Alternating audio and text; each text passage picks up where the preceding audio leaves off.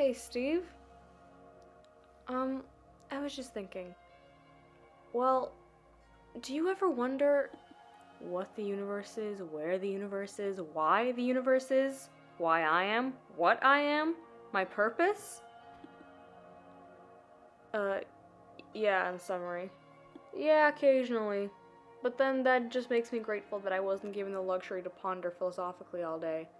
I have to go hunt for my own food, you know. Yeah, the universe is quite strange to the average human, or I suppose creature.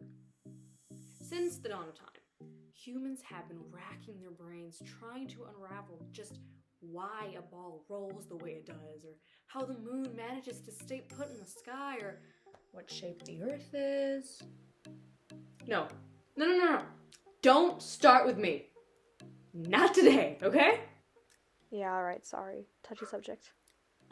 Because today, physics has come really quite far. We've got an intricate, mathematically satisfying, and adequate description that holds. Well, we've got two. And they're practically mutually exclusive. See, we've got quantum mechanics, and we've got general relativity. Alright. Well, let's just say the two don't exactly get along.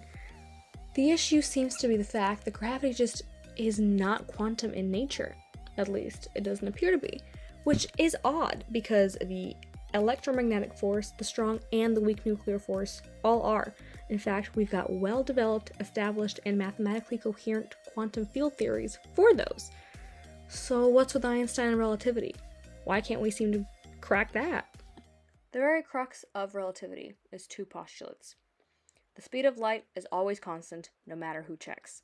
And the world has the same rules regardless of who is looking, though they make the most sense to a person at relative rest.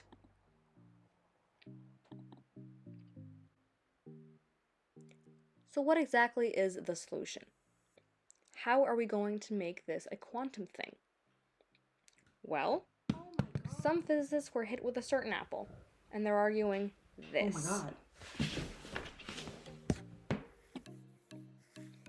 There's a popular metaphor that explains Einstein's approach to describing gravity as dropping a ball on a sheet and observing the curvature that creates, and seeing how other objects will be inclined to fall towards that curvature. So fundamentally, it's less so a traditional force pulling objects together, and more so of a geometry of the surrounding space that makes the natural path of objects attractive. And loop quantum gravity heavily builds off of this notion, explaining how this very fabric is composed of loops, woven together into a tightly knit network.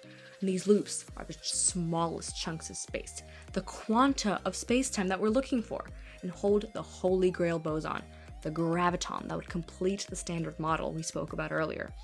And this implies that space does in fact have a smallest elementary piece, like a beach has a final grain of sand. So what kind of universe has loop quantum gravity created?